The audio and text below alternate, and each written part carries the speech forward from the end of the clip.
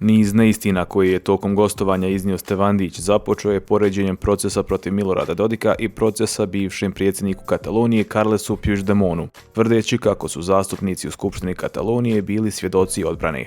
Znači, kada je osuđen bio kao dio izvršne vlasti Puigdemon, Skupština Katalonije, niko nije ni pozivan, svi su bili svjedoci u korist Puigdemona.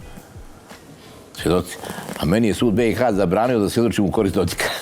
Nismo prihvatili kao svjedok odbrane. Donijeli odluku da ne mogu biti svjedok. Ni zastupnici u Skupštini Katalonije nisu mogli biti svjedoci jer Puigdemon nije dostupan španskom pravosuđu, što znači da do suđenja nije ni došlo. Stevandić je nastavio sa paralelama između Katalonije i Republike Srpske, navodeći da je Španija Kataloncima prepustila graničnu kontrolu na aerodromima.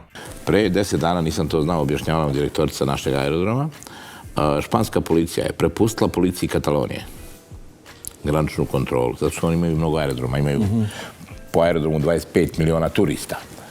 Znači, da pokaže uviđanost, međusobnu saradnju sa Kataloncima i da kaže, evo, vaš je malogranični promet i kontrola, povlače se državne vlasti. Istina je da katalonska policija preuzima osiguranje na aerodromima i lukama, dok granične kontrole ostaju u nadležnostima Španije. Stevandić se nakon toga prebacio na ustrojstvo Bosne i Hercegovine. Šta je za vas Bosna i Hercegovina? Šta je?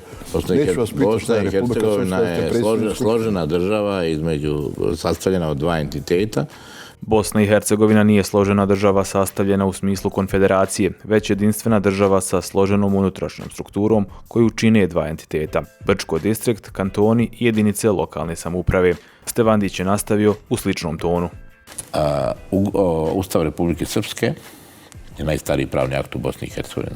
Po datumu najstariji sačuvani pravni akt u Bosni i Hercegovini je Povelja Kulina Bana iz 1189. godine.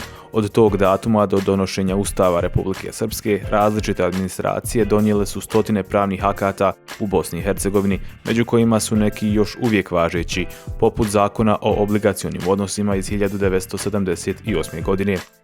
Nenad Stevandić je samo jedan u nizu političara koji u javnosti iznosi neistine. Za više sličnog sadržaja pratite Istinomir.